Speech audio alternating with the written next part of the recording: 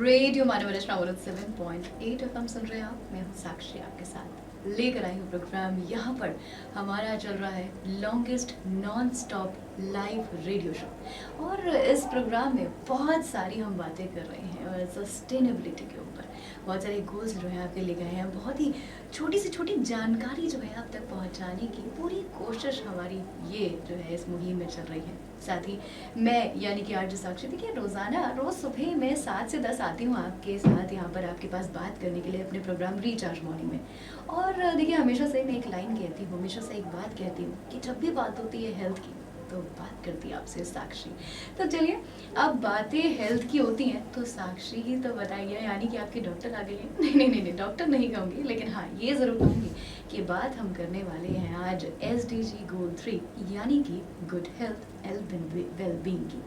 तो इस मुहिम में मेरे साथ यहाँ पर एक बहुत ही खास गेस्ट जुड़ गई हैं। हमारे साथ आज जुड़ी हैं doctor Ankita Sharma, assistant professor from department of physiotherapy, Manav Rachna से। बहुत सारी बातें जो है आज हम मैम के साथ करेंगे, साथ ही साथ किस तरह हम अपनी हेल्थ को, अपनी लाइफ को सस्टेन कर सकते हैं, क्योंकि बहुत सारी ऐसी चीज़ें होती हैं। क्योंकि फिजियोथेरेपी जो है ना, मतलब कहीं ना कहीं हमें इस बारे में ना थोड़ा ज्ञान नहीं है हमें, कि हम अगर कभी कुछ दर्द हो जाता है हम क्या करते हैं, डॉक्टर के पास ना जाके ना हम थोड़े घरेलू उपाय जो है वो करने लगते हैं। लेकिन ऐसे में हमें सबसे ज़्यादा ज़रूरत है एक डॉक्टर की, एक सही गाइडेंस की, जो हमें बता सके कि क्या सही है क्या गलत है, और उसके बाद उस राह पे चल के हम अपनी हेल्थ को सस्टेन कर सके, हम अपनी हेल्थ को अच्छा बना सके। तो देखिए हमारे साथ जुड़ गए हैं यहाँ पर डॉक्टर अंकिता शर्मा। इनसे हम बातें करते हैं। तो मैम, सबसे पहले आपका मैं स्वागत करती हूँ अपने इस कार्यक्रम में। धन्यवाद साक्षी। मैं आपके सारे ऑडियंस की गुड हेल्थ की कामना ज़रूर करती हूँ। और आपने बिल्कुल ठीक कहा, हमारा सस्टेनेबल गोल है good health and well being. तो हम जब गुड हेल्थ की बात करते हैं तो हम बात करते हैं कि कैसे हम खुद को प्रिवेंट करें बहुत सारी चीज़ों से, कैसे हम ठीक रहें ताकि हमारे जैसे डॉक्टर्स की ज़रूरत सबको कम से कम पड़े।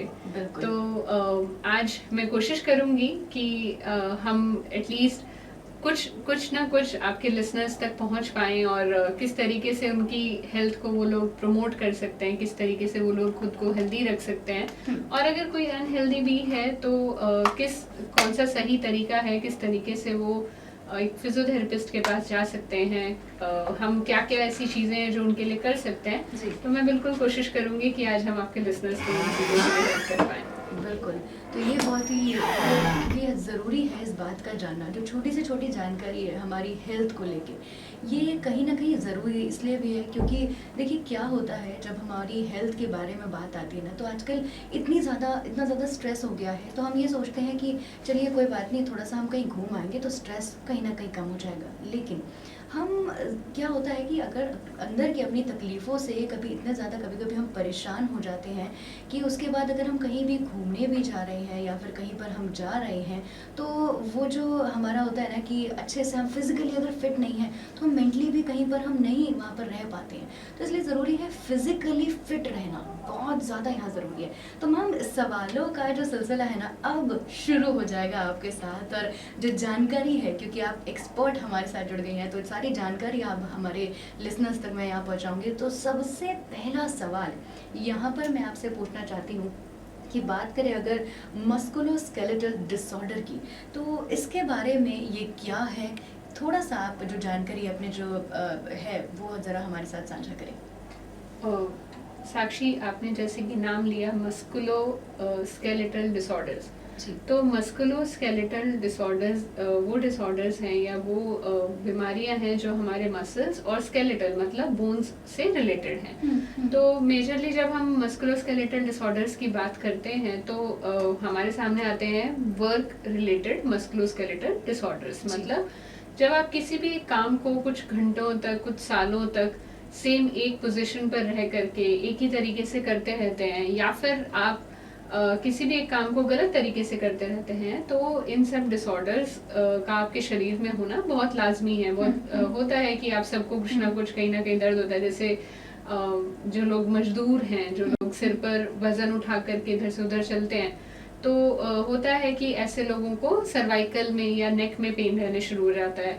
सेम वे जैसे अगर जो हमारे घर में मेड्स हैं, जो लोग नीचे बैठ करके पोछा लगाते हैं, उनकी नीज में पेन रहना शुरू हो जाता है क्योंकि सारा वजन वो नीज पर ले करके चल रहे हैं। तो जब हम मस्कुलोस्केलेटल डिसऑर्डर्स की बात करते हैं तो मेजरली यहाँ पर डिसऑर्डर्स वही हैं जो आपके काम से रिलेटेड हैं, और किसी न किसी तरीके से आपने अपने काम को मॉडिफाई करके या कुछ हेल्प्स के जरिए आप इन सब चीज़ों को रोक सकते हैं। बिल्कुल। तो मैम जानना चाहूँगी, जैसे कि आपने बताया कि बड़ी सारी आपने परेशानियाँ जो है ये छोटी-छोटी बताई हैं, जैसे कि हम मेड की अगर बात करें, मज़दूरों की बात करें। इसी के साथ यहाँ क्योंकि बात अब करना चाहूँगी कि हम बात करें मस्कुलोस्केलेटल डिसऑर्डर की बात कर रहे हैं, वर्क रिलेटेड, कि जब भी हम अपने काम पे होते हैं तो कुछ बातों का ख़्याल रखना होता है। तो मैम चाहूँगी आपसे जानना कि इन बातों का ख़्याल रखना ज़रूरी क्यों है? साक्षी, इन बातों का ख्याल रखना इसलिए ज़रूरी है, एक बहुत पुरानी कहावत है, prevention is better than cure. बिल्कुल। कि अगर हम किसी चीज़ को आने से ही रोक दें, किसी बीमारी को आने से रोक दें, तो उसके इलाज से बेहतर है। Actually work related musculoskeletal disorders कोई इमरजेंसी डिसऑर्डर्स नहीं है। ये कोई ऐसे पेन नहीं है जिसके लिए इमीडिएटली आपको डॉक्टर के पास जाना पड़ता है। ये विद टाइम आपको होते रहते हैं, आप घर जाते हैं, आप मूव लगा लेते हैं या कोई भी ऐसा ऑइंटमेंट लगा लेते हैं जिससे आपका पेन रिलीव हो जाता है। बट अगले दिन, फिर 2 दिन के बाद, थोड़ा रेस्ट करने के बाद वो सब चीज़ें आपकी वापस आने लगती हैं। तो धीरे धीरे क्या होता है कि पहले वो चीज़ें सिर्फ हमारे सुपरफिशियल टिश्यूज़ पर, जो ऊपर वाले टिश्यूज़ हैं, उन पर होती हैं। धीरे धीरे वो चीज़ें हमारी बोन्स पर आने लगती हैं, फिर बोन्स पर गलत तरीके से वेट आने की वजह से वो चीज़ें हमारे जॉइंट्स को इफेक्ट करती हैं। तो आप खुद से सोचिए कि हमारे शरीर में 206 बोन्स हैं और मोर देन 500 हमारे पास जॉइंट्स हैं। तो आप जब इन सब जॉइंट्स की बात कर रहे हो, और अगर इनमें से कोई भी 2 या 3 जॉइंट भी मेरे पेन कर रहे हो, तो शायद मैं अपनी लाइफ को एक अच्छे तरीके से नहीं जी पाऊंगी। बहुत सारी चीज़ें रिस्ट्रिक्ट हो जाएंगी, मुझे दर्द होगा, मैं बहुत सारे काम ठीक से नहीं कर पाऊंगी, और अल्टीमेटली फिर जब ये सब चीज़ें होंगी, काम ठीक से नहीं होगा, तो हमारे वर्क एफिशिएंसी पर भी फ़र्क आएगा। जो अगर मैं 8 घंटे बैठ करके कंप्यूटर पर काम कर सकती थी, या मैं 4 घंटे एक मेड के तरीके से घर में झाड़ू पोछा लगा सकती थी, अब वो शायद 4 और 2 घंटों पर शिफ्ट हो जाएगा, आपको तकलीफें बढ़ जाएंगी। तो इसीलिए ज़रूरी है कि जब आपको सब चीज़ें होनी शुरू हो, उसी टाइम पर आप जाइए, डॉक्टर से कंसल्ट कीजिए, आप फिजियोथेरेपिस्ट से कंसल्ट कीजिए, और जो भी वो आपको प्रिकॉशंस बताते हैं वो प्रिकॉशंस लेना शुरू कीजिए। बिल्कुल, प्रिकॉशंस लेना ज़रूरी है। और अगर आप बहुत ज़्यादा काम कर रहे हैं और ये उस काम के चलते अगर आपकी बॉडी को जो है वो सफ़र कर रही है, तो वो सही नहीं है। आप इतना ज़्यादा कमा रहे हैं, आप देखिए फाइनेंशियली तो अच्छे स्ट्रांग बन रहे हैं, लेकिन क्या आपकी बॉडी जो है आपका साथ दे रही है? देखिए यही तो मुद्दा है, यही वो बात है कि जब हम बात करते हैं सस्टेनेबिलिटी की, किस तरह आप अपनी हेल्थ को अपने साथ लेके चल रहे हैं ना, उस मतलब आप देखिए कि हमें आगे तक अपनी लाइफ को जो है, ऐसा नहीं है बस हम जो कमा रहे हैं उसे खा लेना है, ऐसा नहीं है ना। हम जो है अपने फ्यूचर के लिए कमा रहे हैं, और अगर फ्यूचर तक हमें जाना है तो उसके लिए हम अपनी हेल्थ पर भी ध्यान दें, क्योंकि उस तक हमें खुद भी जाना होगा ना, अपने शरीर के साथ, फिजिकल मेंटल हेल्थ के साथ। और जब ये दोनों हम हमारे साथ रहेंगी, फिजिकली हम अच्छे रहेंगे, मेंटली हम स्ट्रांग रहेंगे, तभी तो एक अच्छी लाइफ जो है, एक जो कहते हैं ना, एक बेहतरीन लाइफ हम जी सकते हैं। साथ ही मैम यहाँ पर जानना चाहूँगी, अगला मेरा सवाल है कि क्या क्या ऐसे रिस्क हैं, कौन कौन से ऐसे जो डिसऑर्डर हैं जिसके शिकार जो है हम हो सकते हैं अगर जो है ये मस्कुलोस्केलेटल डिसऑर्डर के हम अंडर आ गए, तो ऐसे कौन कौन सी बीमारियां हैं, डिसऑर्डर्स हैं जो हमें हो सकते हैं? देखिए साक्षी, जैसे कि हम सबको पता है कि इंडिया इज़ ग्रोइंग नेशन, जहाँ पर हमारा बेसिकली आईटी सेक्टर जो है अब वो ऑन बूम साइड पर है, ग्रो कर रहा है। तो बहुत सारे ऐसे लोग हैं जो बैठ करके काम कर रहे हैं, चाहे वो कंप्यूटर्स पर काम कर रहे हों, या वो बैठ करके अपनी राइटिंग का काम कर रहे हों, या बहुत सारे ऐसे काम हैं जो लोग बैठ कर रहे हैं। तो एक बात आपके साथ शेयर करना चाहूँगी। जब मैंने आज से 20 साल पहले फिजियोथेरेपी में एडमिशन लेने के लिए मैं गई थी, तो मुझे मेरे काउंसलर ने कहा था, क्योंकि उस टाइम पर फिजियोथेरेपी को ज़्यादा लोग जानते नहीं थे, आज भी बहुत बड़े शहरों में फिर भी लोग जानते हैं कि फिजियोथेरेपी क्या है, लेकिन छोटे शहरों में अभी भी थोड़ा सा अवेयरनेस कम है। तो उस दिन मुझे मेरे काउंसलर ने कहा था कि बेटा आप टेंशन मत लीजिए, जैसे जैसे इंडिया बैठेगा आपका प्रोफेशन उठ जाएगा। मैं ऐसा कभी नहीं चाहती थी कि ऐसा हो, बट जब हम अपने आज क्लिनिक्स में जाकर के देखते हैं तो ऐसा हो रहा है। जैसे जैसे हमारी पॉपुलेशन जो है सिडेंट्री लाइफस्टाइल में जाती जा रही है, बैठ करके काम करते हैं, वर्क ब्रेक नहीं लेते हैं, वजन बढ़ाते हैं, तो वैसे वैसे फिजियोथेरेपी के पेशेंट्स बढ़ते जा रहे हैं, जो हम नहीं चाहते हैं कि ऐसा हो, बट ऐसा हो रहा है। जब एक बात है, जब भी हम शरीर के मैकेनिक्स की बात करते हैं तो आपका 1 किलो वेट गेन जब आप करते हैं, जो आपका यूजुअल जो नॉर्मल वेट होना चाहिए, उससे अगर आप 1 किलो वेट पर ज्यादा हैं तो आप 3 किलो वेट ज्यादा बेयर कर रहे हैं अपनी नेक पर, 5 किलो ज्यादा वेट बेयर कर रहे हैं अपनी कमर पर, और 7 किलो वेट ज्यादा बेयर कर रहे हैं अपनी घुटनों पर। तो यही 3 ऐसे जॉइंट्स हैं जिनके मैक्सिमम पेशेंट्स हमें देखने के लिए मिलते हैं जो मस्कुलोस्केलेटल डिसऑर्डर्स के शिकार हो रखे हैं। और प्रॉब्लम ये है कि इन सब जॉइंट्स को हम धीरे धीरे इग्नोर करते रहते हैं जब तक कि चीज़ें इतनी नहीं बढ़ जाती हैं कि हमें जॉइंट रिप्लेसमेंट्स के लिए जाना पड़ता है या स्पाइनल सर्जरीज के लिए जाना पड़ता है। उस टाइम पर पैसा, आपकी हेल्थ खराब होना और बहुत सारे और साथ में चीजें हैं जो इन्वॉल्व हो जाती हैं, आपकी फैमिली का अनहैप्पी हो जाना। तो ये सब चीजें हैं जो आजकल हमें क्लिनिकल प्रैक्टिस में सबसे ज्यादा देखने के लिए मिलती हैं। नेक, बैक और नी, इन 3 जगहों पर सबसे majorly work related musculoskeletal disorders का इम्पैक्ट होता है, और ये 3 ही ऐसे जॉइंट्स हैं जिनको सबसे ज्यादा ट्रीटमेंट की रिक्वायरमेंट होती है। बिल्कुल। तो जैसे कि अभी यहाँ पर डॉक्टर अंकिता ने कहा कि बहुत ही एक जो कहूँगी मैं एक अच्छी बात नहीं कहूँगी मैं, ये बहुत ही ज़्यादा एक मैं कहूँगी जोर देने वाली बात है यहाँ पर कि हमारी जो फैमिलीज़ है ये भी हमारे साथ सफ़र करती है। अब देखिए कि अगर आपको कोई भी प्रॉब्लम होती है, किसी भी आप परेशानी से जूझ रहे हैं, उस परेशानी में सिर्फ आप नहीं जूझते हैं, आपके साथ साथ आपकी पूरी फैमिली भी जूझ रही होती है, क्योंकि वो आपसे इतना प्यार करते हैं। लेकिन आपको इस परेशानी में देख के वो भी परेशान हो जाते हैं। तो इसीलिए कहा जाता है ना कि अपनी हेल्थ का ध्यान रखें। अब देखिए मैं क्यों बोलती हूँ बार बार आपसे कि हेल्थ का ध्यान रखो, हेल्थ का ध्यान रखो, वो इसीलिए क्योंकि आप तो परेशान होते ही हैं, बल्कि आपके आसपास जो लोग हैं, आपसे जो प्यार करते हैं, वो भी परेशान होते हैं। और देखिए ये कहीं ना कहीं जो है हमें मेंटली उन लोगों को परेशान करे। आप तो फिजिकली और मेंटली हैं, उन लोगों भी जो आपके साथ जुड़े हुए हैं वो भी परेशान हैं। तो इसीलिए आप ज़रूरी है कि आप अपने जो भी, अगर आपको कहीं भी दर्द है, हम इग्नोर करते हैं सबसे ज़्यादा। कभी क्या होता है, अगर हमारी डेस्क जॉब है तो हम क्या करते हैं, हम बैठे हुए हैं अपनी टेबल पे, हम जब भी हमारे पास टाइम होता है, क्योंकि हम 8 घंटे की हमारी जॉब होती है, हम आराम से बैठे हुए हैं। लेकिन आप देखिए जब आप घर जाते हैं तो उसके बाद क्या होता है, हम अपनी गर्दन को पकड़ के ना थोड़ा सा हम मूव करते हैं कि हाँ यहाँ दर्द हो रहा है, लेकिन अगले दिन हम फिर से उसी पोजीशन में बैठ जाते हैं। बाकायदा इसके आप क्या कर सकते हैं, थोड़ा सा बाहर जाके टहल सकते हैं, थोड़ा सा घूम सकते हैं। बहरहाल इस बारे में थोड़ी मैम से बात ज़रूर होगी कि किस तरह के और भी चीज़ें हैं जिनका ख्याल रखें हम अपने वर्क, ये जो थोड़ा सा काम है इसको थोड़ा सा ब्रेक ले लेके हम जा सकते हैं, क्या करना चाहिए क्या नहीं करना चाहिए, ये सारी बातें तो हम जानेंगे। लेकिन मैम इससे पहले जानना चाहूँगी कुछ अगर सिम्टम्स की अगर मैं बात करूँ जो इस दौरान आते हैं, तो उसके बारे में आप इस पे क्या रोशनी डालना चाहती हैं? देखिए साक्षी, जो मस्कुलोस्केलेटल डिसऑर्डर्स हैं उसकी जो पॉपुलेशन है, अगर मैं बोलूँ कि मेजर किसको होता है, तो मेजर पॉपुलेशन है जो 30 साल से लेकर के 45 साल के बीच में फॉल करती है, क्योंकि यही वो पॉपुलेशन है, यही वो लोग हैं जो सबसे ज़्यादा करियर को अपने सीरियसली लेकर के आगे बढ़ने की कोशिश कर रहे होते हैं, तो वो अपनी हेल्थ को पीछे रख करके कोशिश करते हैं।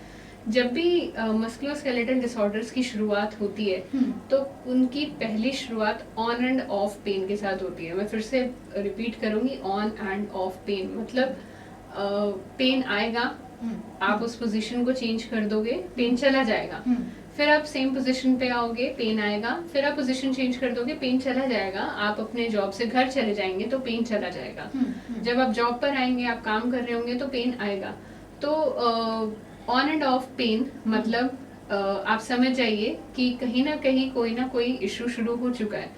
सेकेंड सिम्टम जो हमारे साथ में मस्कुलोस्केलेटल डिसऑर्डर्स में आता है वो होती है हमारी मसल वीकनेस।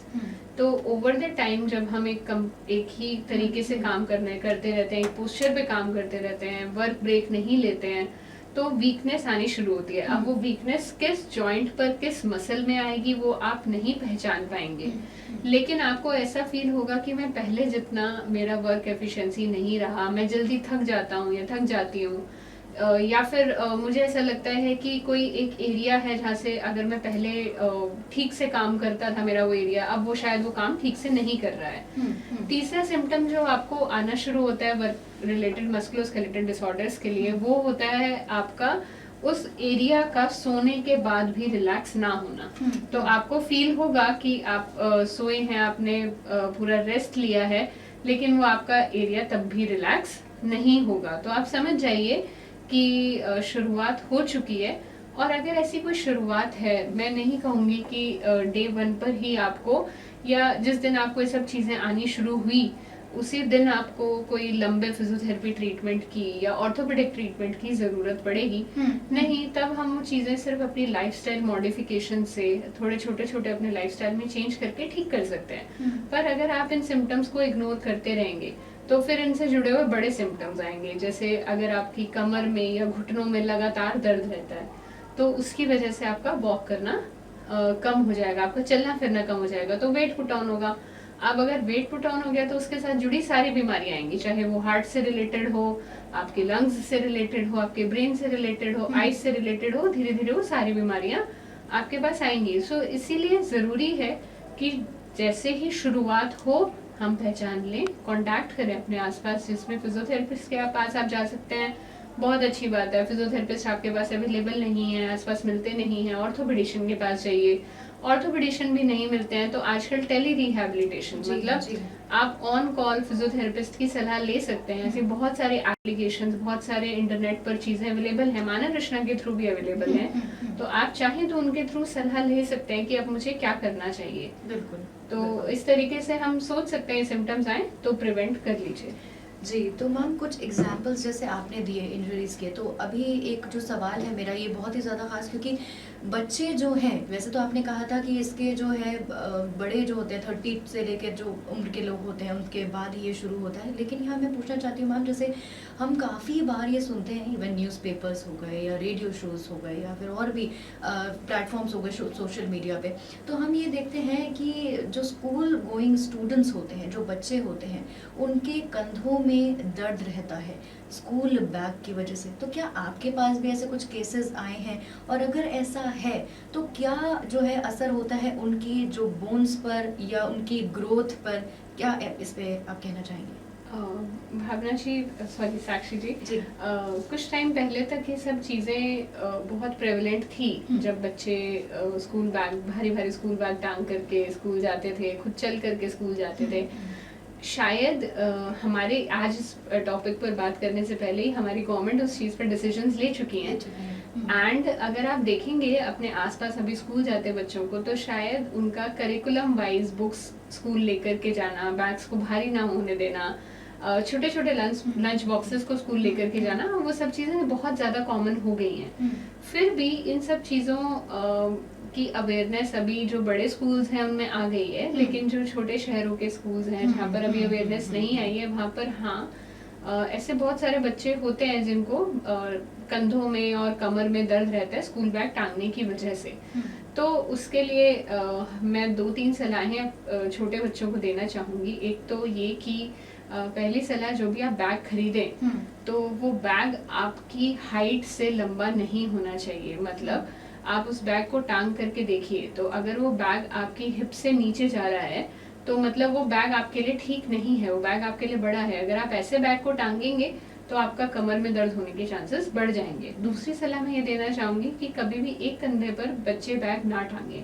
माँ बाप हमेशा बच्चों को ये चीज़ सिखाएं कि अगर आपको बेटा बैग हैंग करना है तो दोनों कंधों पर इक्वल वेट डाल करके बैग हैंग कीजिए। और साथ में जब बच्चे बैग हैंग कर रहे होते हैं तो हमें भी देख लेना चाहिए कि दोनों जो स्ट्रैप्स हैं वो दोनों स्ट्रैप्स इक्वल लेंथ के हों, ताकि किसी भी एक कंधे पर जोर ज़्यादा और दूसरे कंधे पर जोर कम ना हो। ऐसा करके हम प्रिवेंट कर सकते हैं। और तीसरी चीज़, हाँ, जितना कोशिश हो सके अपने बच्चे के बैग्स को हल्का रखिए। जैसे कि मैं मेरी खुद की बेटी के लिए करती हूँ, तो बहुत बड़े बड़े भारी लंच बॉक्सेस मत खरीदिए, बहुत fancy lunch boxes pencils boxes मत खरीदिए। हम बुक्स का वेट कम नहीं कर सकते क्योंकि वो स्कूल की रिक्वायरमेंट है, बट एटलीस्ट हम उसके साथ कैरी करने वाली चीज़ों का वजन कम कर सकते हैं। और अगर आपका बच्चे का, आप स्कूल का बैग बहुत भारी है, आप वजन नहीं कम कर पा रहे हैं, आप नहीं हेल्प कर पा रहे हैं, तो उसको टिफिन बैग को अलग कर दीजिए। हमारा खुद का टिफिन और वाटर बॉटल भी आराम से 2 किलो के आसपास का वेट होता है उनमें। तो अगर हम 2-2.5 किलो बच्चे को हाथ में कैरी करने के लिए एक छोटा बैग दे देंगे, तो हम शायद उसके बैग टांगने वाले बैग का वजन जो है वो कम कर पाएंगे। तो इस तरीके से हम बच्चों को हेल्प कर सकते हैं। फिर भी ये सब चीज़ें अडॉप्ट करने के बाद भी अगर आपका बच्चा आपको रेगुलरली कंप्लेंट कर रहा है किसी भी जगह पर एक पोजीशन पर दर्द की, तो आप अपने बच्चे का calcium, vitamin D, vitamin B12, ये 3 चीज़ें हैं जो हमारे बोन हेल्थ के लिए बहुत ज़रूरी है।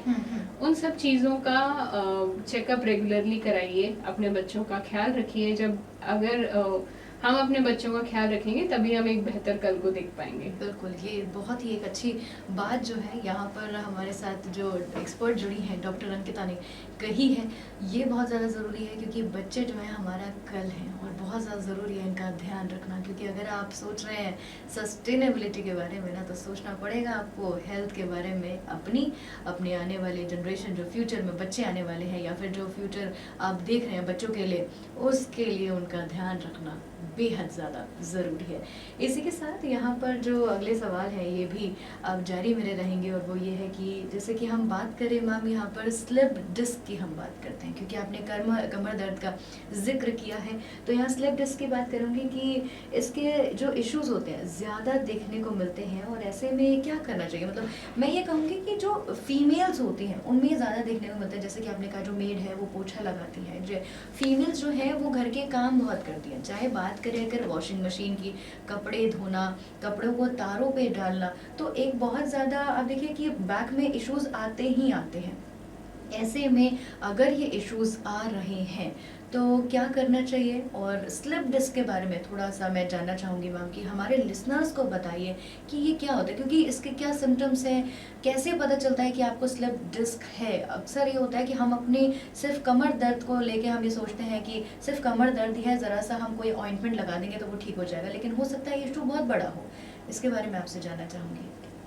साक्षी जी, स्लिप डिस्क आपने बिल्कुल ठीक कहा, उसका प्रेवलेंस हमेशा फीमेल्स में ज़्यादा है। उसके 2 रीजंस हैं। पहला, फीमेल पोस्ट प्रेगनेंसी फीमेल्स में ये इशू स्लिप डिस्क का या कमर दर्द का इशू ज़्यादा देखने के लिए मिलता है। उसका रीज़न है हमारा एक, अगर आप सब लिसनर्स भी कभी हाथ लगा करके देखना चाहें, हमारे लंबी लंबी बोन्स हैं हमारे हाथों में, हमारे पैरों में, हमारे लंग्स को प्रोटेक्ट करने के लिए हमारी बॉडी में लंबी लंबी बोन्स हैं जिन्हें हम रिब्स कहते हैं। लेकिन जब हम बात करते हैं हमारे स्टमक की, जो हमारा रिब्स से नीचे वाला पार्ट है स्टमक की, और हमारी कमर की, तो वहाँ पर हमारी पूरी उस शेप को प्रिवेंट करने के लिए, उसको अपनी जगह पर रखने के लिए बोन्स सिर्फ बैक में हैं। आगे की तरफ कोई बोन्स नहीं है जो उसको सपोर्ट कर रही हैं, सिर्फ और सिर्फ मसल्स हैं जो सपोर्ट कर रही हैं। अब होता क्या है कि जब कोई भी फीमेल प्रेग्नेंट होती हैं, इंडिया में पोस्ट नेटल एक्सरसाइजेस, मतलब प्रेगनेंसी के बाद करे जाने वाली एक्सरसाइजेस, आज भी बहुत अवेयरनेस कम है। फीमेल्स को जनरली बोला जाता है कि आप 45 डेज के लिए लेटे रहिए। जब वो 45 डेज के बाद अपने बेबी को संभालने के लिए जाती हैं तो खुद को भूल जाती हैं कि मेरे को भी नीड है मेरे कमर दर्द को ठीक करने की, या मेरी जो बॉडी वीक हो गई है प्रेगनेंसी का वेट लेने की वजह से उसको ठीक करने की, फीमेल्स नहीं देखती हैं। तो उसकी वजह से फीमेल्स को कमर दर्द होने के चांसेस ज़्यादा होते हैं। दूसरा जो रीज़न है फीमेल में कमर दर्द ज़्यादा होने का, वो होता है हमारा बॉडी शेप। अगर आप एक मेल बॉडी शेप देखेंगे और एक फीमेल बॉडी शेप देखेंगे तो दोनों में एक डिफरेंस है, जिसकी वजह से हमारे फीमेल को कमर दर्द होने के चांसेस ज़्यादा होते हैं। तो अगर आपको कमर में दर्द है, हर कमर का दर्द स्लिप डिस्क नहीं होता, और हर कमर दर्द के इलाज भी सेम नहीं होते। आजकल स्लिप डिस्क के अलावा एक और वर्ड है, साक्षी आपने जरूर सुना होगा, शैटिका। जी। तो बहुत कॉमन है, लोग बहुत जनरली यूज करते हैं, पर शैटिका भी हर किसी को हो ऐसा जरूरी नहीं है।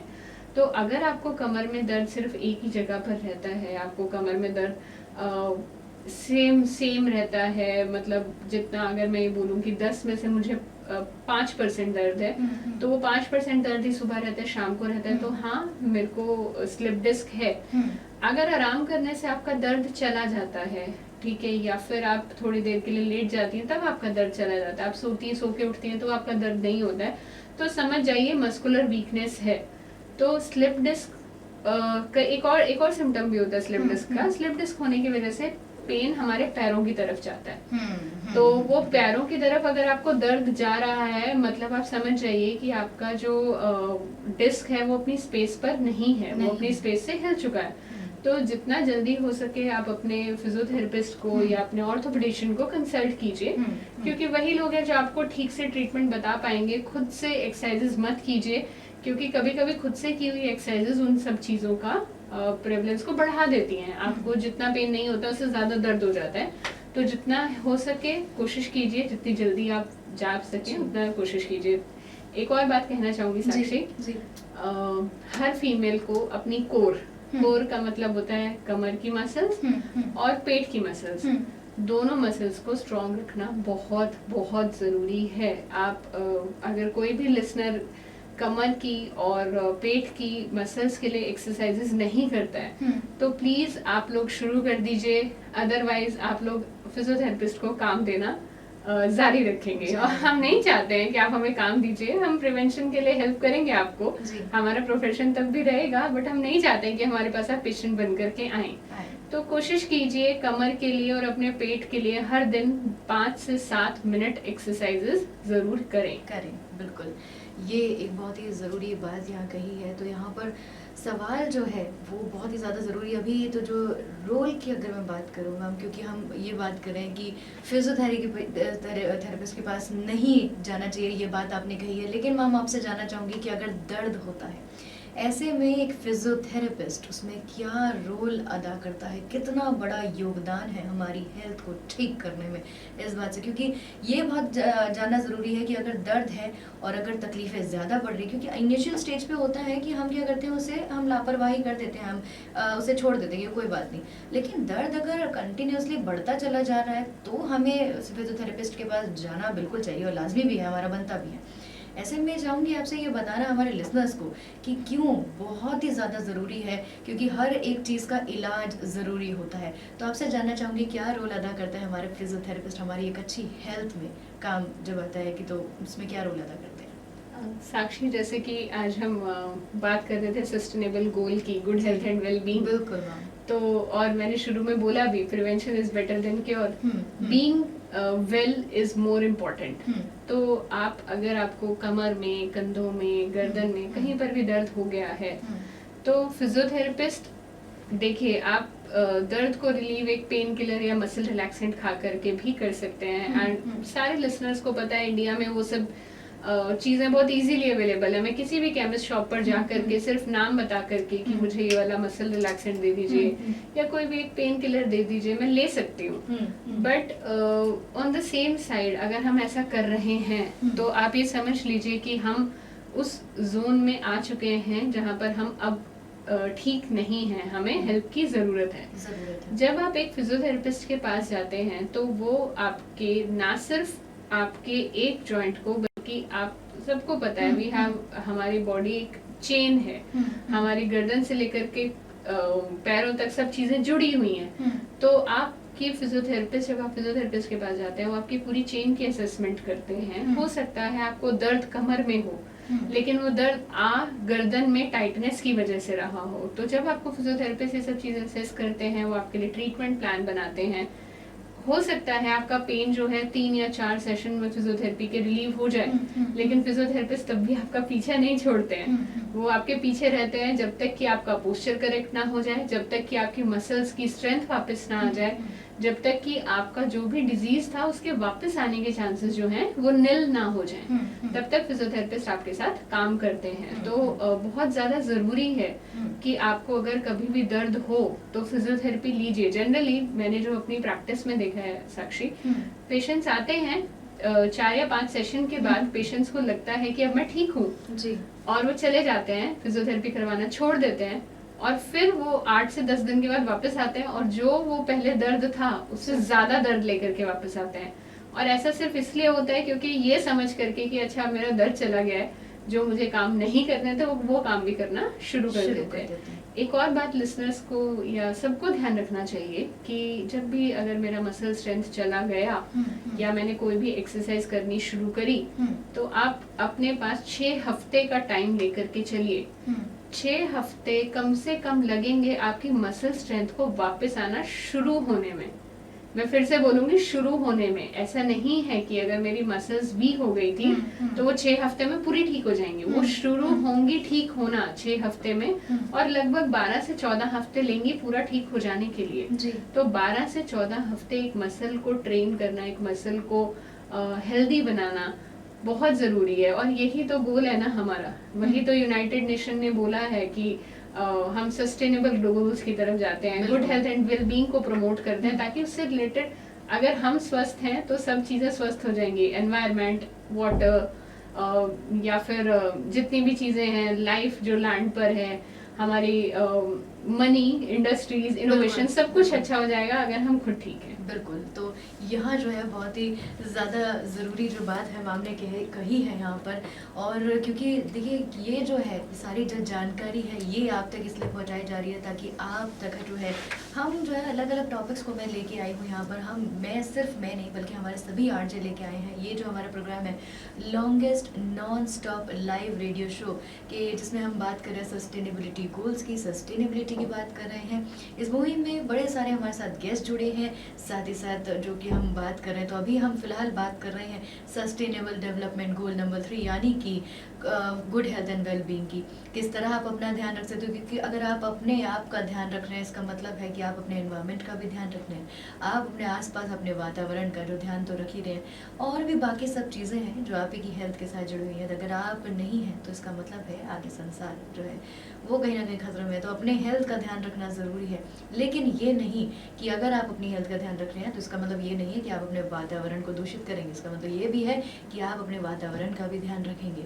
सब चीज़ों के लिए ज़रूरी है हमारी हेल्थ का भी होना, और आसपास जितना भी एनवायरनमेंट है उसको भी हम साफ़ सुथरा बनाए रखें। इसी के साथ साथ देखिए ये तो बात रही हमारी एनवायरनमेंट की हम बात करें, लेकिन अभी फ़िलहाल जो है मेन मुद्दा जो है ये हम बात कर रहे हैं good health and well being पे।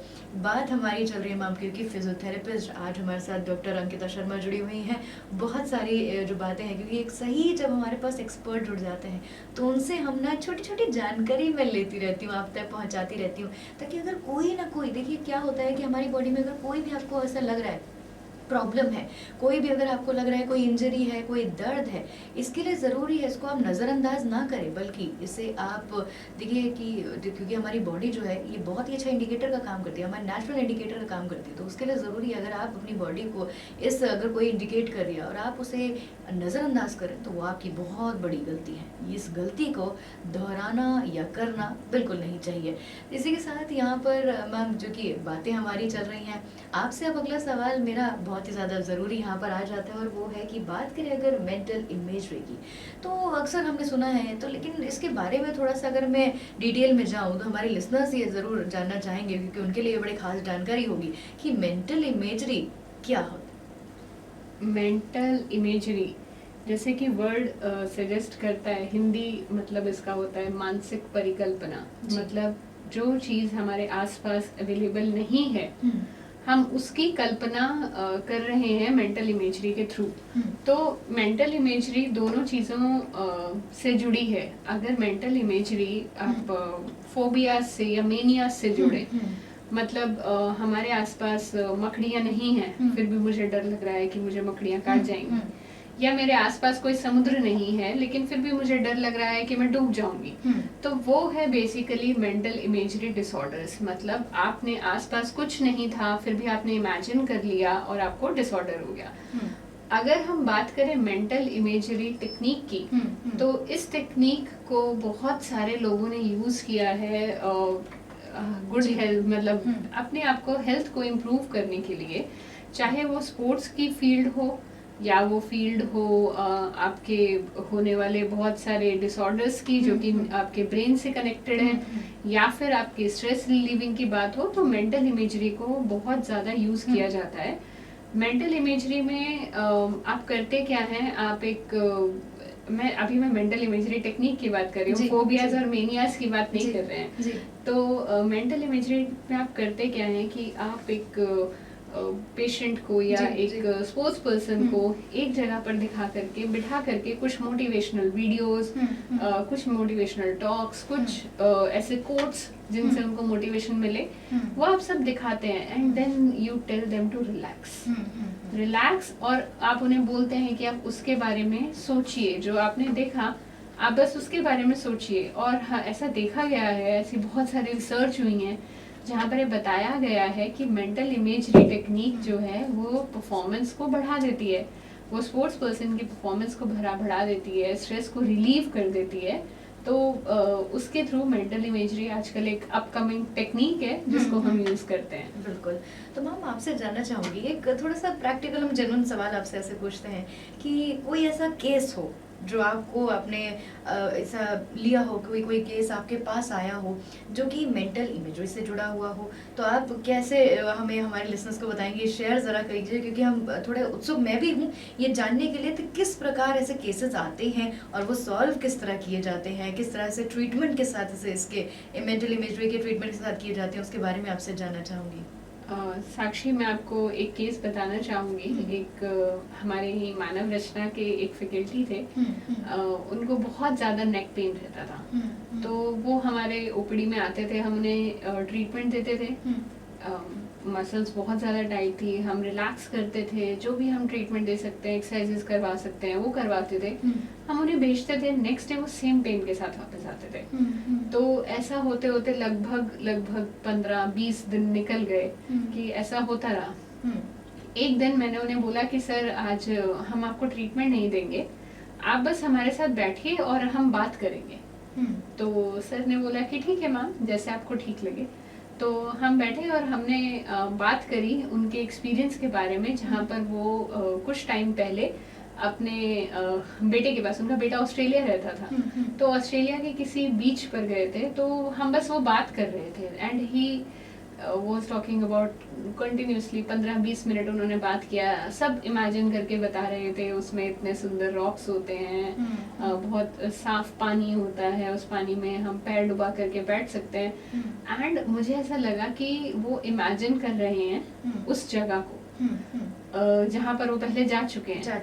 तो उसी दिन मैंने उनको बोला कि सर, आज आप मेरा एक काम करेंगे, आज आप घर जाएंगे, अपने कमरे में अंधेरा करेंगे, आप लेट जाएंगे, और लेटने के बाद आप सिर्फ उसी जगह के बारे में सोचेंगे, क्योंकि मुझे ऐसा लगा कि उनका बहुत एक अच्छा एक्सपीरियंस था जो उन्होंने अपनी ज़िंदगी में जिया था। तो वो बोलते हैं ठीक है, आप जैसे बोलेंगे। तो वो घर गए, वो लेटे, उन्होंने वो इमेजिन किया। वो नेक्स्ट डे जब मेरे पास आए तो उन्होंने वो सेम पेन मुझे वापस नहीं बताया। तो मुझे ऐसा लगा कि जो वो पेन रेगुलरली मुझे बता रहे थे, वो सिर्फ और सिर्फ स्ट्रेस की वजह से था। शायद वो अपने काम का स्ट्रेस ले रहे थे, शायद परिवार का स्ट्रेस ले रहे थे।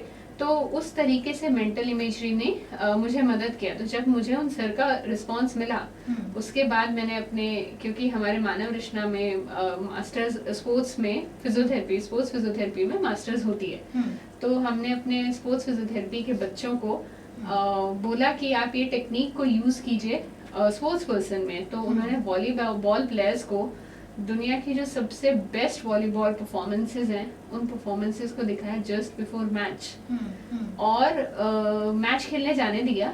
और जब वो मैच खेल करके आए तो ऐसा हमने 10-12 बार रिपीट किया, तो उनका परफॉर्मेंस पहले के कंपैरेटिवली बहुत बेटर था। तो वो मुझे ऐसा लगा कि प्रैक्टिकली मेंटल इमेजरी बहुत इम्पैक्ट करती है, और ये टेक्निक कोई नई नहीं है। अगर हम में से किसी ने पहले कभी योगा किया होगा तो आप याद कीजिए शवासन में हम क्या करते हैं, हम लेट जाते हैं, हम आंखें बंद करते हैं, और आंखें बंद करके हम इमेजिन करते हैं जो हमारे आसपास चीज अवेलेबल ही नहीं है। हम इमेजिन कर रहे हैं कि हम किसी जंगल में हैं और बहुत सुंदर पेड़ पौधों को देख रहे हैं, या फिर हम इमेजिन कर रहे हैं कि हम किसी बीच पे ठंडे ठंडे पानी में अपने पैर डुबा करके बैठे हुए हैं। और वो चीज़ आपको रिलैक्सेशन देता है।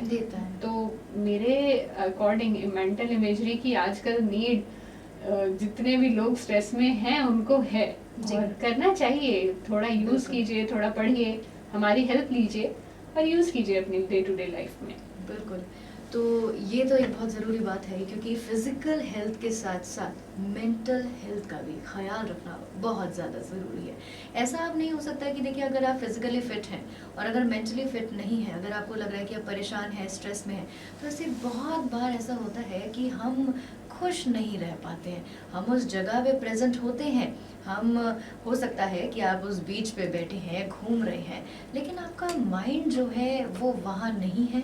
वो उस परेशानी से, अभी भी आप जहाँ से वो परेशानी लेके चल रहे हैं, वो अभी तक आपके साथ साथ चल रही है, तो उससे आप परेशान रहेंगे और आपकी जो परफॉर्मेंस है वो भी अच्छी नहीं हो पाएगी, चाहे कहीं भी किसी भी फील्ड की बात करें या किसी भी हम क्षेत्र की बात करें। साथ ही यहाँ पर मैम, क्योंकि स्ट्रेस की बात हुई है, जानना चाहूँगी आपसे कि स्ट्रेस को मैनेज करना कितना ज़रूरी है। आजकल जो हमारी लाइफ है बड़ी भाग दौड़ भरी है, बहुत ज़्यादा।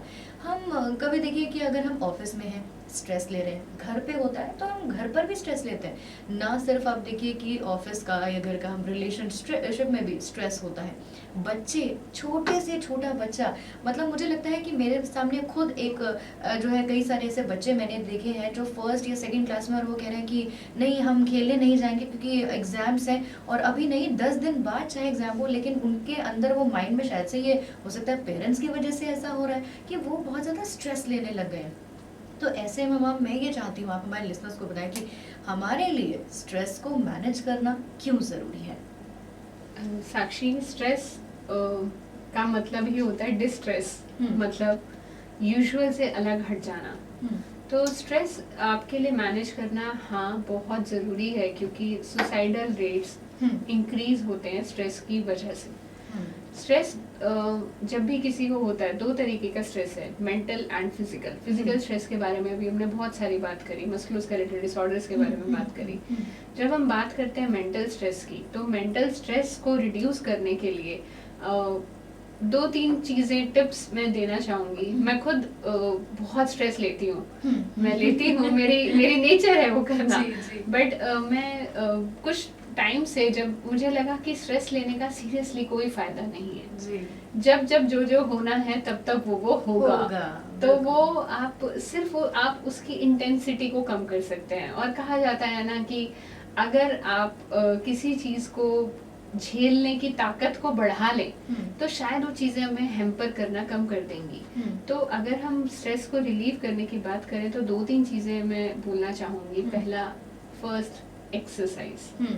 एक्सरसाइज कीजिए, बिल्कुल कीजिए, बहुत ज़रूरी है।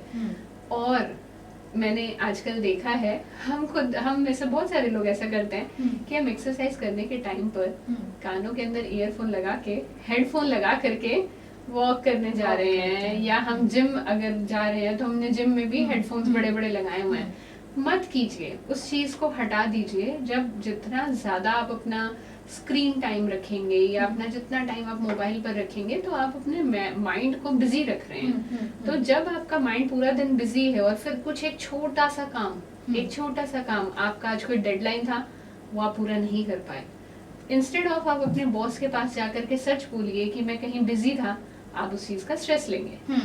तो वो सब चीजें होंगी अगर आप माइंड को बिजी रखेंगे। तो पहला टिप, एक्सरसाइज कीजिए। दूसरा, एक्सरसाइज करते हुए सेल फोन यूज मत कीजिए। और तीसरा, हेल्दी रहेंगे जब you will be going early to bed और आप अर्ली टू राइज, मतलब 8 बजे 8:30 बजे सबसे पहला चीज जो ऑफ करना है वो है आपका फोन एंड लैपटॉप, दोनों को बंद कर दीजिए। तीसरा चीज जो आपको बंद करना है थोड़ा आधा पौना घंटे के एंटरटेनमेंट के बाद है टीवी को बंद कर दीजिए। उसके बाद भी अगर आपको नींद नहीं आती है 10 साढ़े 10 आप सोइए, नो प्रॉब्लम, बट एटलीस्ट वो 1-1.5 घंटा आप अपने बच्चों के साथ होंगे, अपनी फैमिली के साथ होंगे, अपने पेरेंट्स के साथ होंगे, तो स्ट्रेस अपने आप ही चला जाएगा। बिल्कुल। यहाँ पर मैम मैं कहना चाहूँगी, बिल्कुल आपकी बात बिल्कुल जायज़ है, बिल्कुल सही बात आपने रखी है। लेकिन क्या होता है कि जब हम हमारे लिसनर्स की भी बात करें, चाहे हम अपनी भी बात करें, मैं खुद भी ऐसा कभी कभार हम क्या करते हैं कि हम क्या करते हैं, सबसे पहले तो हम, जैसे आपने कहा कि सबसे पहले मोबाइल फ़ोन बंद कीजिए, फिर आप लैपटॉप बंद कीजिए, आप टेलीविज़न को बंद हम इसका उल्टा करते हैं। हम क्या करते हैं, सबसे पहले हम टेलीविजन को बंद करते हैं कि चलो अब एंटरटेनमेंट हो गया है, अब थोड़ा सा काम कर लिया जाए। हम फिर लैपटॉप पे बैठ जाते हैं लेके और अपने सारे काम करते हैं, और उसके बाद हम सोचते हैं कि अब बारी आई एंटरटेनमेंट की। हम उस टाइम पे अपने हम ये हमारे अंदर ये थिंकिंग ऐसी हो गई है, हमने अपने आप को ऐसा बना लिया है कि अगर ये जो सेलफोन है, इवन इनफैक्ट मैम मैं ये बताना चाहूँगी कि जब मैं यहाँ से काम करके, जब हम अपना काम करके घर जाते हैं, तब मम्मी बोलती है कि ज़रा हमारे साथ बैठो, बात करो। तो मैं यही हमारा रहता है कि अरे काम तो मैं करके आई हूँ, बात बहुत सारी करके आई हूँ, लेकिन अब जरा एंटरटेनमेंट की बारी है तो फ़ोन हम चला लें।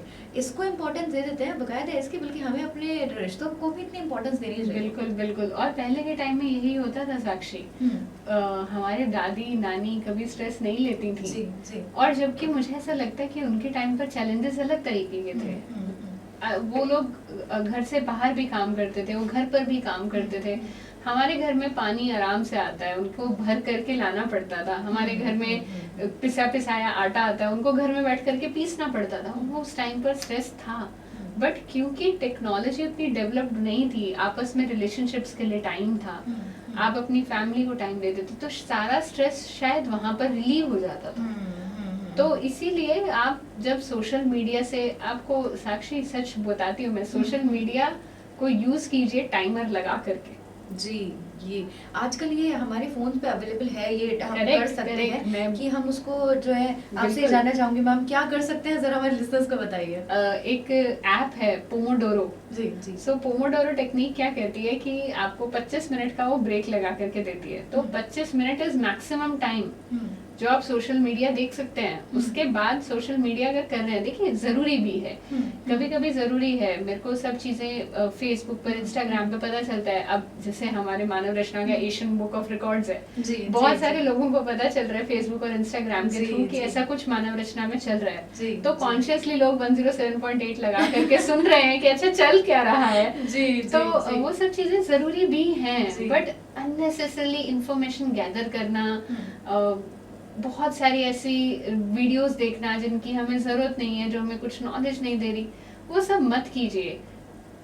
ऐप को ऑन कीजिए, 25 मिनट का टाइमर लगाइए, 25 मिनट खत्म हो जाते ही कॉन्शियसली फोन बंद कर दीजिए। फिर चाहे वहां पर आपके शाहरुख खान का फेवरेट कोई गाना चल रहा हो आपके सोशल मीडिया पर, या कोई ऐसी न्यूज हो जिसमें आप इंटरेस्टेड हो, बिल्कुल बंद कर दीजिए। अपने माइंड में ये सब गंदी चीजें मत भरिए। बिल्कुल मैम, मैं ये जानना चाहूंगी जैसे कि हम क्या करते हैं, अच्छा यंगस्टर्स में ये ज्यादातर होता है, क्योंकि हमारे जो पेरेंट्स होते हैं ना, वो जल्दी से बोलते हैं कि आप अपना फोन जो है वो बंद कर दीजिए, उसे साइड रख दीजिए, सोना है अगले दिन उठना है। तो लेकिन हम क्या करते हैं, हम ब्लैंकेट लेते हैं, जब ब्लैंकेट को अपने ऊपर डाला और फोन लेके हम रात भर, लेकिन इसका जो है हमारी हेल्थ पर क्या असर पड़ता है, क्योंकि हम फोन तो देख रहे हैं, हमारी आंखों पर असर जो है वो पड़ रहा है, लेकिन हमारी नेक पे, हमारी बॉडी पे, हमारी शोल्डर पे, हमारे हाथों पे, इनफैक्ट कभी कभी ऐसा होता है जब हम सो जाते हैं हमारा हाथ उसी पोजीशन में रह जाता है। अगर हमने फोन को पकड़ा हुआ है तो वो फोन का जो पूरा जैसे रहता है, कितनी लेंथ का जैसे फोन होता है, तो वैसे ही हमारा हाथ जो है वैसे ही रह जाता है।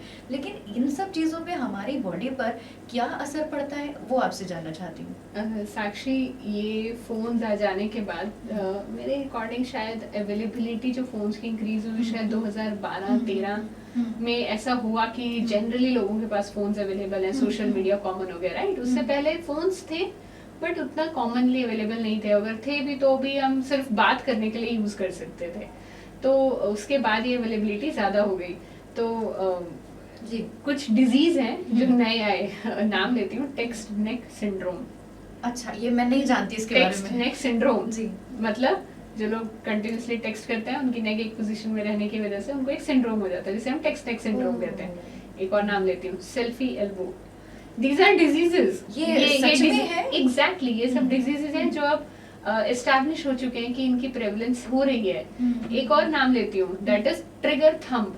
जब आप कंटिन्यूसली किसी जगह पर टाइप करते रहते हैं तो आपको थंब में ट्रिगर थंब एक कंडीशन डेवलप होती है। गेम जो खेलते हैं उसमें भी जो हमारे थंब्स जो है वो चलते रहते हैं, दोनों हाथ फिंगर्स जो हमारी कंटिन्यूअसली चलती रहती है। बिल्कुल, तो ट्रिगर थंब। सो इन सब चीजों का असर तो देखिए अल्टीमेटली आएगा। और ठीक है, हम यंगस्टर्स को शायद उतना जल्दी ना पता चले, ये सब चीजें ना फील हो, बट जो आप अपने माइंड में एक, मैं ही बोलूँगी सीरियसली, सॉरी टू से, बट कबाड़ जो भर लेंगे उसको निकालना इन फ्यूचर बहुत मुश्किल हो जाएगा, क्योंकि आप कोई भी चीज़ अगर दिस इज एस्टैब्लिश्ड, आपको बहुत सारे राइटर्स हैं जो बोलते हैं कोई भी चीज़ अगर आप लगातार 21 दिन तक करें तो that thing will come into your habit. बिल्कुल। तो अगर आपको 20-25 दिन 2 महीने से आप ऐसा कर रहे हैं तो वो चीज़ आपकी हैबिट बन चुकी है, और हैबिट को चेंज करना बहुत मुश्किल होता है। तो ये सब मत कीजिए, टाइमर लगाइए, बैठ करके फ़ोन देखिए, मत देखिए किसी को। आपको आपस में बात करनी है, अपने दोस्तों से बात करनी है तो बात कीजिए, बात करने के बाद फ़ोन रख दीजिए। बहुत अच्छा होता है जब हम दोस्तों से फिजिकली मिलते हैं। प्लान कीजिए, वीकेंड्स पर साथ जाइए, घूमिए फिरिए, आपका माइंड भी फ्रेश होगा, आपकी ज़िंदगी बेहतर रहेगी। घूमेंगे फिरेंगे तो आपकी हेल्थ भी अच्छा रहेगी। तो वो ज़्यादा बेटर है इंस्टेड ऑफ सोशल मीडिया दोस्त बनाने से। बिल्कुल। और यहाँ पर ये ज़रूरी इसलिए भी है क्योंकि देखिए हम बात कर रहे हैं सस्टेनेबल डेवलपमेंट गोल 3 यानी कि गुड हेल्थ एंड वेलबींग की, तो उसके लिए ज़रूरी है अपने स्वास्थ्य पर ध्यान देना। और क्यों ध्यान देना, ये बहुत सारी बातें तो हमने जानी हैं। और फिजियोथेरेपिस्ट जो है, फिजियोथेरेपी जो है किस तरह हमारी जो है एक, अगर कहीं भी आपको पेन हो रहा है या कुछ भी होता है, चाहे हम स्ट्रेस की भी बात करें, किस तरह से उसमें रोल अदा करता है, ये तो अभी हमने जाना है। हमारे साथ आज जुड़ी doctor Ankita Sharma, assistant professor from department of physiotherapist, Manav Rachna से। साथ ही साथ मैम मेरा आखिरी सवाल आपसे ये होगा, क्योंकि वक्त जो है बहुत कम है हमारे पास, लेकिन इस आखिरी जो वक्त में मैं आपसे यही पूछना चाहूँगी कि अगर बात करें, अगर हमारे जो यंगस्टर्स हैं, जितने अभी आपको यूथ जो है हमारी सुन रही है, फरीदाबाद के जितने भी लिसनर्स हैं और पूरे जो भी हमें अभी सुन रहा है, उनके लिए मैं जानना चाहूँगी आपसे कि क्या वो खास टिप्स हैं, क्योंकि आपके थ्रू अगर हमें पता चलता है कुछ खास टिप्स के बारे में, कुछ एक सही गाइडेंस मिलती है, तो उन बातों का ख्याल रख के अपनी हेल्थ को और बेहतर बना सकते हैं। क्या आप शेयर करना चाहेंगी हमसे? मैं ये कहना चाहूँगी साक्षी कि फिर से बोलूँगी, प्लीज़ फिजियोथेरेपिस्ट का काम मत बढ़ाइए। अपना ख्याल रखिए, अपना ख्याल रखिए, हर सेंस में अपना ख्याल रखिए। इस दुनिया में ऐसा कुछ भी नहीं है जो सॉल्व नहीं हो सकता। जब रशिया और यूक्रेन की लड़ाई सॉल्व हो सकती है, जब इंडिया और पाकिस्तान जो है वो शांति से बैठ सकते हैं, जब इंडिया से ब्रिटिश को हम भगा सकते हैं, तो इस दुनिया में कुछ भी सॉल्व हो सकता है। ऐसा कुछ नहीं है जो सॉल्व नहीं हो पाएगा। सिर्फ हमें पेशेंस रखने की ज़रूरत है। तो वो पेशेंस कहाँ से आएगा? वो पेशेंस आएगा जब आप रेगुलरली एक्सरसाइज करेंगे। जब आप एक्सरसाइज करते हैं तो ना सिर्फ बॉडी, आपका माइंड भी फ्रेश रहता है। फ्रेश माइंड से फ्रेश आइडियाज़ आएंगे, क्रिएटिव आइडियाज़ आएंगे। जब क्रिएटिव आइडियाज़ आएंगे तो हम इनोवेशंस को बढ़ाएंगे, आपकी पॉकेट में पैसा बढ़ेगा। जब पॉकेट में पैसा बढ़ेगा तो अल्टीमेटली एक अलग तरीके का कॉन्फिडेंस आएगा। मानती हूँ, सब बोलते हैं दुनिया में हर चीज पैसा नहीं होती, बट हर चीज के लिए पैसा चाहिए होता है। बिल्कुल। तो उसको चाहिए कि तो यंगस्टर्स को इंस्टेड ऑफ आप अपना टाइम वेस्ट करें इन सब चीज़ों पर, आप एक्सरसाइज कीजिए, अपना रूटीन ज़रूर बनाइए। हर दिन का एक रूटीन आप अपना लिख करके रखिए कि आज मुझे ये करना है, और उसके अंदर 30 से लेकर के 45 मिनट्स की एक्सरसाइज को ज़रूर रखिए। एक्सरसाइज कुछ भी हो सकती है, वॉक करना एक्सरसाइज है, जिम जाना एक्सरसाइज है, साइकिल चलाना एक्सरसाइज है, गार्डनिंग करना एक्सरसाइज है।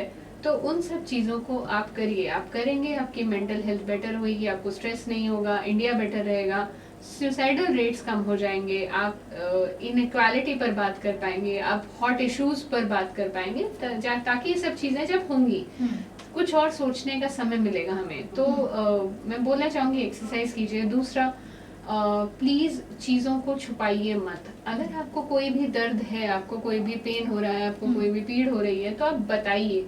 चाहे आप अपने पेरेंट्स को बताएं, या आप अपने फिजियोथेरेपिस्ट को बताएं, या आप अपने फिजिशियंस को बताएं, आप बताइए। जब आप बताएंगे तभी हम सॉल्व कर पाएंगे। और लास्ट एक और चीज़ कहना चाहूँगी, जो आपका मानव रचना कहता है हमेशा, feel good feel live. Feel live, बिल्कुल। ये तो हमारी टैगलाइन रहती है, फील गुड फील लाइव। और साथ ही साथ यहाँ पर कहना चाहूँगी, बहुत सारी इन्फॉर्मेशन जो है वो हमें अभी मैम से जो मिली है, आगे भी ये इन्फॉर्मेशन जो है वो जारी रहेगी, और भी बहुत सारे आगे प्रोग्राम्स है, आगे बहुत सारे जो है टॉपिक्स है जिनके ऊपर हम बात करने वाले हैं। लेकिन मैम अभी आपसे इजाज़त चाहूँगी। थैंक यू सो मच, आज आप हमारे साथ यहाँ जुड़े और इस जो हमारा जो longest non stop live radio show है उसमें आपने योगदान दिया इस मुहिम में। मैं आपका तहे दिल से धन्यवाद करती हूँ। आपने इतनी सारी जो इन्फॉर्मेशन थी हमारे सारे लिसनर्स तक पहुँचाई है, तो मैं आपका धन्यवाद करती हूँ।